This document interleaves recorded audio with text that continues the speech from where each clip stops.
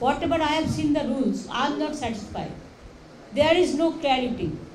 And it is dangerous because it is draconian, because it is related to NRC. Even Assam Chief Minister also said that इसमें कोई लाभ नहीं होना है. সুতরাং আমি মনে করি এটা বিজেপি ভোটের জন্য করেছে, এটা জাস্ট একটা ছাপ্পা, একটা ধাপ্পা আর একটা লুডো ছক্কা দেওয়ার মতো, একটা রাজনৈতিক ছক্কা।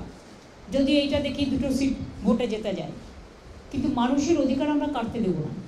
আমার মনে হয় এটা political gimmick, nothing else. That's why we are not supporting CA or NRC. CA is very much related with NRC. We don't want any detention camp. আসামে আপনারা দেখেছেন এরা মুসলিমদের তো টোটাল রাষ্ট্রহীন করে দিতে চায়। দুই হচ্ছে, এর মধ্যে হিন্দু আছে, বৌদ্ধ আছে, শিখ আছে, জৈন আছে, পারসিক আছে। আসামে আপনারা কি দেখলেন যখন NRC মুভমেন্ট হচ্ছিল? কেন হয়েছিল?